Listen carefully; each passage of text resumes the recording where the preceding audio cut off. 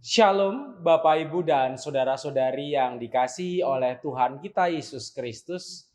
Pada tanggal 4 Juni mendatang, kita akan bersama-sama diundang Tuhan untuk merayakan perjamuan kudus di gerejanya. Sebelum bersama kita mengikuti perjamuan kudus tersebut, marilah kita mempersiapkan hati kita sehingga kita mampu menghayati misteri perjamuan kudus yang telah Tuhan sediakan bagi kita. Mari sebelum kita melakukan ibadah persiapan ini, kita mengambil saat teduh sejenak.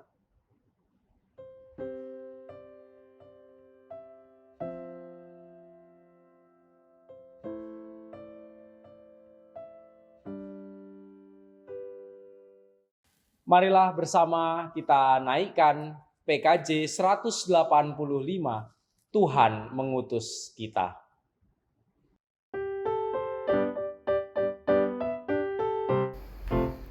Tuhan mengutus kita ke dalam dunia, bawa pelita kepada yang gelap. Meski dihina serta dilanda duka, harus melayani dengan sepenuh. Dengan senang, marilah kita melayani umat-Nya. Dengan senang, berarti kita memuliakan nama-Nya.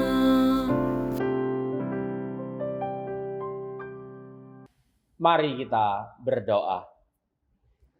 Ya Tuhan yang penuh kasih, kami mengucap syukur manakala kami pada tanggal 4 Juni mendatang, Engkau undang untuk mengikuti sakramen perjamuan kudus ketiga di tahun ini. Tuhan kiranya mempersiapkan hati kami sehingga kami semua dimampukan untuk menghayati perjamuan kudus sebagai bentuk pemeliharaan iman kami. Berkaryalah dalam persiapan ini, kami menghayati keberadaan-Mu. Amin. Bapak Ibu yang terkasih, nas pembuka pada ibadah persiapan perjamuan kudus ini diambil dari Filipi 1 ayat 20 sampai dengan 21 yang demikian.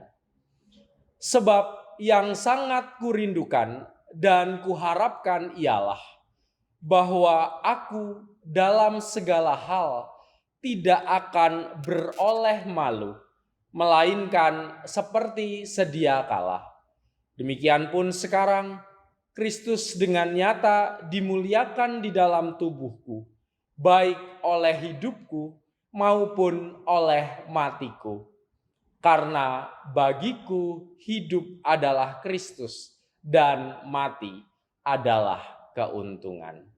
Mari bersama kita sambut nas pembuka ini dengan naikkan kembali pelengkap Kidung Jemaat 185, Tuhan mengutus kita.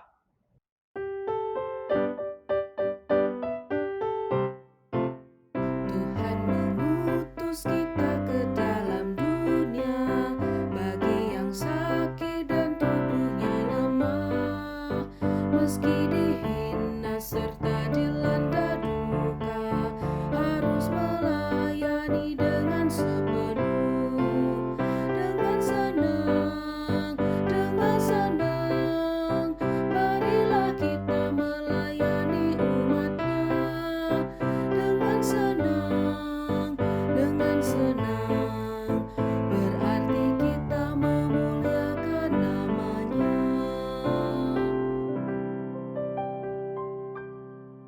Mari kita berdoa sebelum mendengarkan dan merefleksikan firman Tuhan. Ya Allah yang penuh kasih, firman-Mu menjadi pedoman bagi kami untuk mempersiapkan diri kami. Kuduskanlah pemberitaan firman ini sehingga kami dapat menghayati makna dan perutusan Tuhan dalam kehidupan kami. Kami menyerahkan pelayanan firman kami hanya di dalam nama Tuhan Yesus Kristus. Amin. Pembacaan Alkitab pada ibadah persiapan perjamuan kudus kali ini akan diambil dari Kisah Para Rasul 1 ayat 6 sampai dengan 8. Kisah Para Rasul 1 ayat 6 sampai dengan 8. Maka bertanyalah mereka yang berkumpul di situ, "Tuhan, maukah Engkau pada masa ini memulihkan kerajaan bagi Israel?" Jawabnya, "Engkau tidak perlu mengetahui masa dan waktu yang ditetapkan Bapa sendiri menurut kuasanya. Tetapi kamu akan menerima kuasa kalau Roh Kudus turun ke atas kamu, dan kamu akan menjadi saksiku di Yerusalem dan di seluruh Yudea dan Samaria sampai ke ujung bumi." Berbahagialah setiap orang yang mendengarkan firman Tuhan dan memeliharanya dalam hati. Haleluya. Bapak, Ibu, dan saudara-saudari yang dikasihi Tuhan, tugas pewartaan kabar baik bagi dunia adalah tugas yang diberikan oleh Tuhan Yesus kepada setiap orang yang mengikuti jalan hidupnya. Dalam peristiwa perpisahan Tuhan Yesus dengan muridnya dan pada peristiwa Pentakosta, tugas pewartaan itu secara estafet diberikan kepada para murid. Roh Kudus pun diberikan agar semua pengikutnya dimampukan menjalani misi Allah di dunia. Namun pertanyaannya bagi kita, bagaimana kita memandang tugas pekabaran ini dalam konteks hidup yang plural? Pekabaran Injil atau misiologi memang memiliki beragam makna dan beragam pengertian pelaksanaannya dalam pandangan kekristenan. Secara tradisional kata ini telah diparafrasekan sebagai yang pertama penyebaran iman, yang kedua perluasan pemerintahan Allah, yang ketiga pertobatan orang-orang kafir, dan yang keempat pendirian jemaat-jemaat baru. Tetapi seiring perjalanan waktu, konteks misi, konteks pekabaran Injil mempengaruhi pengertian misi itu sendiri, baik di setiap gereja maupun di setiap aliran. Konteks tersebut menurut David Jebos dalam buku Transformasi Misi Kristen telah bergerak. Misi kini diperhadapkan pada konteks yang baru, adanya dekristenisasi dunia barat dan migrasi berganda dari orang-orang beragama lain membuat kita hidup berdampingan dengan agama lain. Oleh karenanya dituntut sikap pluralistik dalam melakukan misi. Kini umat Kristen, umat Islam, umat Hindu, dan seterusnya, agama-agama ini saling berjumpa setiap harinya. Jarak yang dekat dengan orang lain ini memaksa Kristen untuk meninjau ulang pandangan-pandangan stereotip tradisional tentang agama lain. Seperti yang dikatakan Bos, di Indonesia sendiri kita diperhadapkan pada kondisi yang demikian. Perjumpaan dengan agama maupun suku yang lain seharusnya mempengaruhi pandangan kita tentang misi. Menilai agama lain kafir dan harus dikristenkan merupakan satu pandangan pietis masa lampau yang seharusnya kita tinggalkan. Sehingga kekristenan menjadi agama yang cair, yang mampu beradaptasi dengan dunia demi melaksanakan tujuan pelaksanaan atau penyebaran Injil Allah, kabar baik bagi dunia. Kegagalan pelaksanaan misi di Indonesia sebenarnya terletak pada keterjebakan pewarta misi dalam romantisme pandangan pietis di masa lalu. Kegagalan ini dibarengi dengan adanya motif ganda dalam pelaksanaan pekabaran Injil. Bos dalam buku yang sama menyebutkan tentang motif-motif ganda yang biasanya terjadi dalam melakukan pekabaran Injil. Dan hal ini menarik juga untuk diperhatikan. Ia mengatakan yang pertama, ada motif pertobatan yang menekankan pada nilai keputusan dan komitmen pribadi, namun cenderung mempersempit pemerintahan Allah secara rohani dan individualistik dengan berorientasi pada jumlah jiwa yang diselamatkan. Ada juga motif yang keliru menurut Bos, motif eskatologis yang membuat mata orang terpaku pada pemerintahan Allah sebagai suatu realitas masa depan. Namun dalam semangatnya untuk mempercepat terobosan pemerintahan akhir tersebut. Sehingga setiap orang tidak punya minat terhadap realita kehidupan masa kini. Dan yang ketiga, motif plantantio ecclesia atau menanam gereja yang menekankan perlunya mengumpulkan suatu komunitas dari orang-orang yang punya komitmen, tetapi cenderung mengidentifikasi gereja sebagai kerajaan Allah. Dan yang terakhir, motif filantropis yang menantang gereja untuk mengusahakan keadilan di dunia, tetapi dengan mudah menyamakan pemerintahan Allah dengan suatu masyarakat yang lebih sejahtera. Ada motif-motif yang keliru manakala Kristenan melakukan penyebaran Injil, kabar baik kasih Tuhan dalam dunia yang plural ini. Pemurnian motif juga perlu dilakukan sehingga motif baik dalam melakukan pekabaran Injil tidak bermakna ganda dan pekabaran Injil memiliki tetap motif yang murni, yakni mengembalikan manusia dalam martabatnya sebagai gambar Allah, serta bersama-sama menghadirkan kerajaan Allah, kerajaan yang penuh damai, kerajaan yang penuh kasih di dunia ini. Bapak, Ibu, dan saudara-saudari yang dikasihi Tuhan, dalam pandangan GKJ sendiri, tugas pekabaran Injil atau misiologi ini diterjemahkan dengan kata tugas panggilan gereja yang terlihat dari misi dan visinya. Andreas Untung Wiono dalam buku Eklesiologi GKJ menyebutkan bahwa misi GKJ adalah kerajaan Allah. Tepatnya keselamatan sempurna di kerajaan Allah. Kerajaan Allah yang dimaksud adalah tempat sekaligus suasana, yaitu tempat di mana pemerintahan Allah berlangsung dan suasana di mana kehendak Allah terwujud dalam kehidupan. Ia menembus ruang dan waktu di surga tetapi juga di bumi, sekarang sekaligus yang akan datang hingga mencapai kesempurnaannya di akhir zaman. Dan visi GKJ adalah menghadirkan tanda-tanda kerajaan Allah tersebut baik dalam dirinya dan bagi dirinya sendiri maupun menampakkannya pada lingkungan sekitar. Adapun tanda-tanda tersebut antara lain mewujud dalam kehidupan manusia di dunia yang menampakkan damai sejahtera, keadilan, dan kebenaran. Pekabaran Injil digerakkan karena inisiatif dan oleh karena Allah sendiri. Pengutus pekabaran Injil adalah Allah sendiri. Hal inilah yang seringkali menjadi perdebatan seolah-olah gereja atau lembaga yang menjadi pengutus tersebut. Tetapi sejatinya Allah lah yang punya kuasa yang pasti untuk menetapkan orang-orang yang diutus untuk melaksanakan kehendaknya.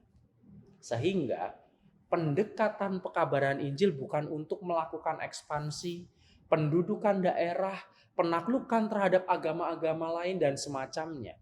Pekabaran Injil berlandaskan dan digerakkan oleh panggilan Allah sendiri dalam rangka menyelamatkan manusia, dalam rangka menghadirkan kerajaan Allah yang penuh damai, yang penuh kasih di dunia.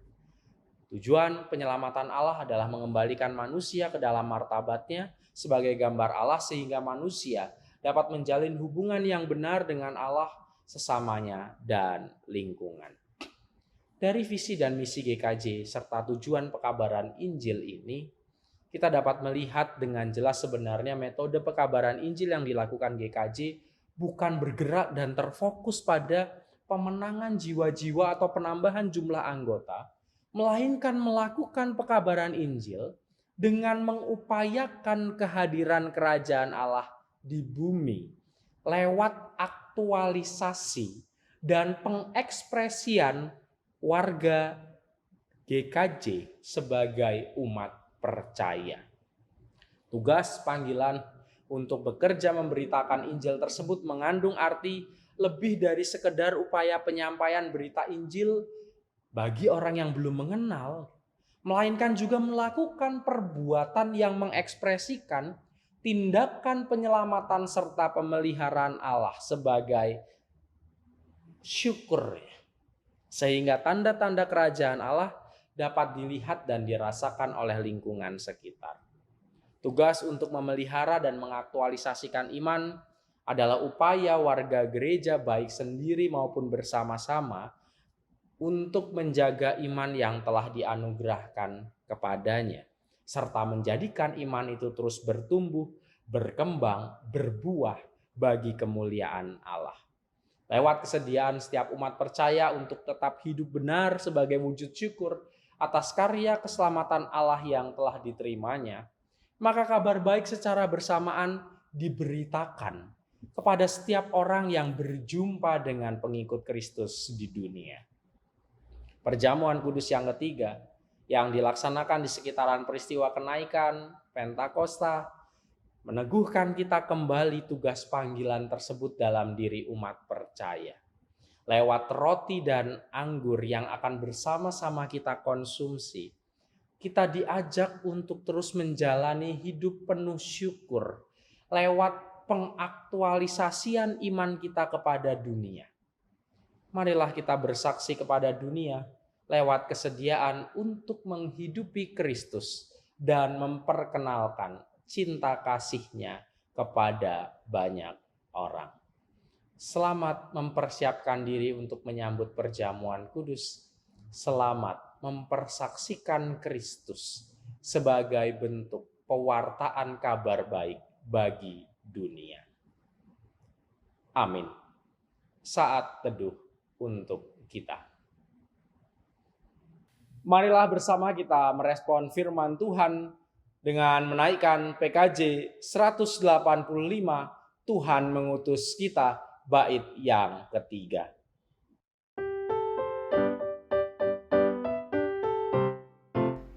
Tuhan mengutus kita ke dalam dunia untuk yang miskin dan lapar berkeluh. Meski dihina serta dilanda duka, harus melayani dengan sepenuh.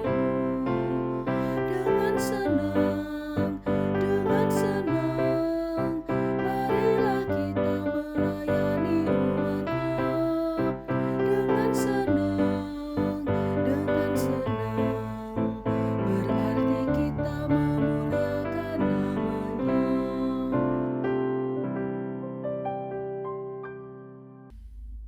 Bapak, Ibu, dan saudara-saudari yang dikasihi Tuhan, sakramen perjamuan adalah sarana untuk memelihara iman yang didasarkan pada perjamuan malam menjelang Tuhan Yesus disalib. Dalam perjamuan itu, Tuhan Yesus mengambil roti, memecah-mecahkannya, dan memberikannya kepada para murid, katanya, "Inilah tubuhku yang diserahkan bagi kamu. Perbuatlah ini menjadi peringatan akan aku." Demikian juga dilakukannya dengan cawan sesudah makan. Ia berkata, "Cawan ini adalah perjanjian baru oleh darahku yang ditumpahkan bagi kamu." Sebagai sarana untuk memelihara iman, sakramen perjamuan mengandung maksud. Yang pertama, roti dan anggur sebagai lambang tubuh dan darah Tuhan Yesus menunjuk dan mengingatkan bahwa penyaliban dan kematian Tuhan Yesus adalah dasar penyelamatan bagi manusia. Yang kedua, sakramen perjamuan menunjuk dan mengingatkan bahwa orang-orang percaya merupakan keluarga Allah. Yang ketiga, sakramen perjamuan menunjuk dan mengingatkan perjamuan yang sempurna di surga sebagai kesempurnaan keselamatan. Dan yang keempat, sakramen perjamuan menunjuk dan mengingatkan pemberitaan tentang kematian Tuhan Yesus sampai Ia datang. Sebelum kita menerima sakramen perjamuan kudus, marilah kita menguji diri dengan bertanya kepada hati kita masing-masing sebagai berikut.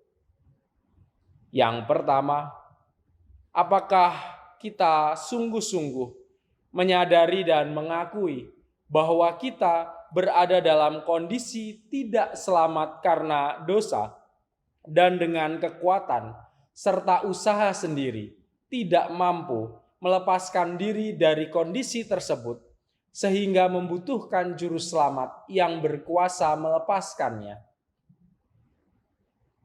Yang kedua, apakah kita sungguh-sungguh bertobat dan menyerahkan diri dengan penuh keyakinan kepada Allah yang menyelamatkan manusia melalui kematian dan kebangkitan Tuhan Yesus. Yang ketiga, apakah kita sungguh-sungguh bertekad menyerahkan diri untuk hidup sesuai dengan firman-Nya? Dan yang keempat, apakah kita sungguh-sungguh bertekad senantiasa menjalani hidup penuh syukur atas anugerah penyelamatan Allah? Atas pertanyaan yang demikian, bagaimana kesaksian iman dari Bapak, Ibu, Saudara-saudari semua? Syukur kepada Allah, mari bersama kita berdoa. Ya Tuhan, inilah kesaksian iman kami. Kami mau menghayati perjamuan kudus Tuhan sebagai alat pemeliharaan iman, sekaligus menguatkan kami dalam tugas perutusan kami di dunia. Tuhan, berikan kesanggupan bagi kami untuk mencecap dan makan tubuh dan darah Kristus pada Minggu 4 Juni mendatang. Kiranya Engkau berkati kami semua sehingga kami terus mampu menghayati karya penyelamatan Tuhan dalam hidup kami. Inilah Tuhan doa kami menyerahkan kepada Allah Bapa, Putra, dan Roh Kudus. Amin.